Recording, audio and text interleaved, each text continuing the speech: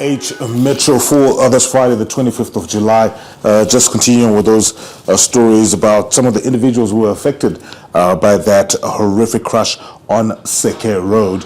This one reads, what combi driver told his wife just before a Seke Road horror crash. So I did give you tidbits in the first hour, but it just reads to you what the combi driver told his wife, and he said there were no guarantees in his job. A few hours later, he was dead. H Metro also paying tribute to the late Hulk Hogan. Some of the stories as well. King Labash making waves in Belgium. In sports, you know what? Some people call you a Dynamos, call me a Dynamos hater, but the numbers don't lie. And the H Metro just going with probably the worst league game so far this season. Just speaking to that goalless draw between Dynamos and Manica Diamonds. But for this and everything in between, front to the back page, make sure you grab a copy of the H Metro. Get all the juicy stories, and you can also find it available online. Right, and this is the Herald. Let's safeguard wetlands. That's the president. And of course, he said this in Victoria Falls with the COP15 conference going there. Zimbabwe takes over as Ramsar chair. And we look at the back page as well. But before we get to the back page, just to give you a snippet of this interesting story. Investor confidence rises as ZEDA approves 709 licenses. The Zimbabwe Investment and Developmental Agency recorded a significant increase in new investment licenses issued in 2024 after approvals reached a record 709, a 15% rise year on year. And of course, this is the back page.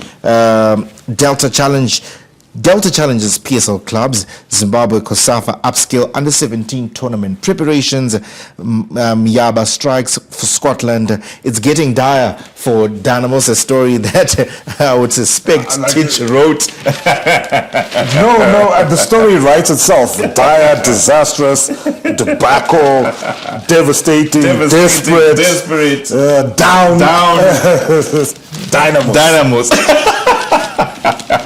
So I'm a Dynamos fan. I've always been, of course, a passive one, particularly now because of the results. So yeah, I was about to say it's one of the worst seasons. It's not. It is the worst season of Dynamos, I think, from time immemorial. I think since 1963, this time around, I know there was a season where they almost got relegated and they didn't. But this time around, I don't know. The math is not mathing right for Dynamos right now. 16 points from 22 matches.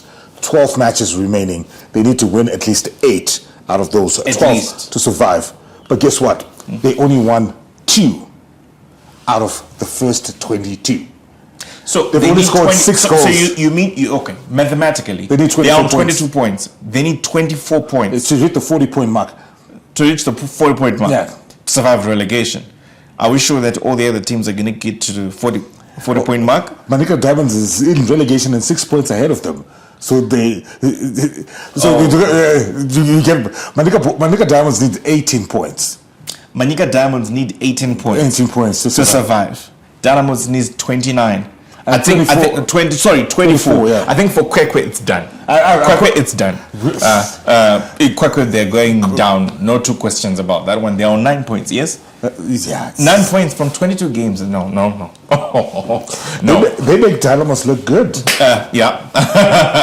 And then Dynamos in I was about to say second West. 15 points.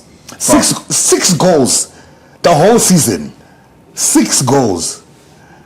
Like Dynamos fans in 2025 have really gone Kompora 6 times.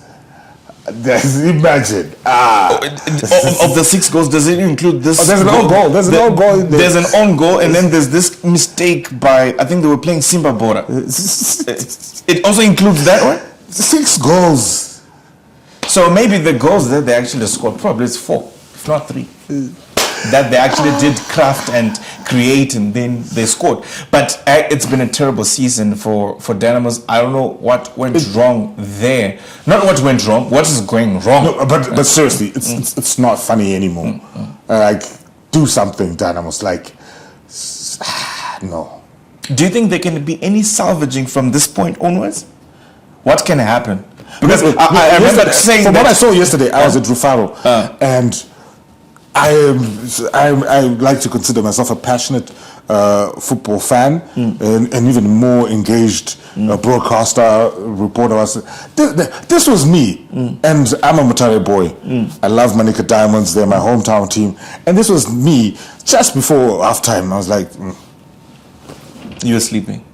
no, I didn't fall asleep, but like I was dozing off because it was that It was boring. a drama of a match. It was like watching paint dry. Right. So I was like, I love Manica Diamonds. I was like, even they deserve to get relegated.